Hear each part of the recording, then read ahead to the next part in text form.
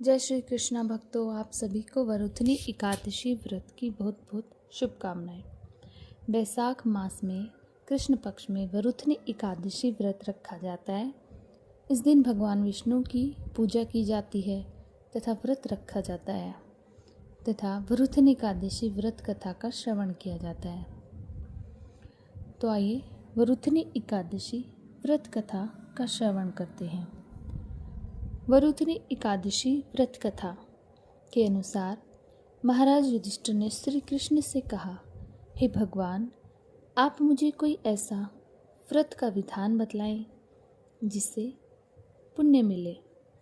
तब भगवान श्री कृष्ण ने कहा, हे राजेश्वर, ऐसे व्रत का नाम बैसाख मास की वरुथनी एकादशी है।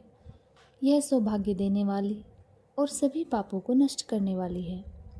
इस एकादशी पर व्रत करने से 10,000 सालों तक तप करने के बराबर फल मिलता है। जो फल सूर्य ग्रहण के समय 1,00,000 भार के स्वर्ण का दान करने से मिलता है, वो इस व्रत को रखने से मिल जाता है। ऐसा कहा जाता है कि हाथी दान, घोड़े के दान तथा स्वर्ण दान, अन्न के दान तथा अन्नदान के बराबर कोई दान श्रेष्ठ नहीं माना जाता। अन्नदान से देवता, पितृ और मनुष्य तीनों तृप्त हो जाते हैं। इस एकादशी पर कन्यादान और अन्नदान दोनों के योग के बराबर फल मिलता है। जो लोग लोभ के वश में होकर कन्या का धन लेते हैं, उन्हें अगले जन्म में बिलाव का जन्म मिलता है। जो मनुष्य कन्यादान करते हैं, उनके पुण्य चित्रगुप्त भी नहीं लिख पाते। इस दिन कांसे के बर्तन में भोजन, मांस खाना, मसूर दाल, चना, मधु, दूसरों का अन्न, स्त्री संभोग, दूसरी बार भोजन नहीं करना चाहिए। प्राचीन समय में नर्मदा नदी के किनारे मानधाता नाम के राजा रहते थे। राजा का धर्म निभाने के साथ ही जप तप आदि किया करते थे। साथ ही प्रजा के प्रति वह दया भाव रखते थे।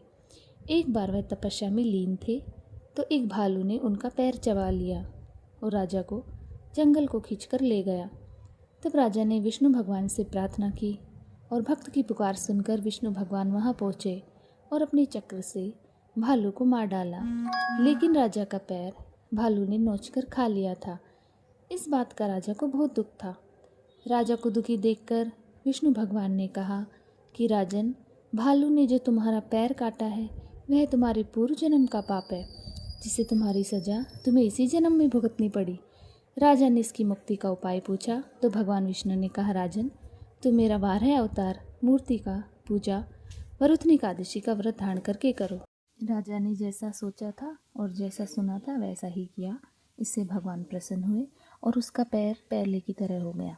तब से राजा हर माह एकादशी व्रत करता रहा। बोलो ओम श्री हरि। अगर आप चैनल पर नए हैं तो चैनल को लाइक, शेयर, सब्सक्राइब करें और हमारे चैनल पर अन्य व्रत कथाओं का भी श्रवण करें। बोलो ओम नमो नारायणाय।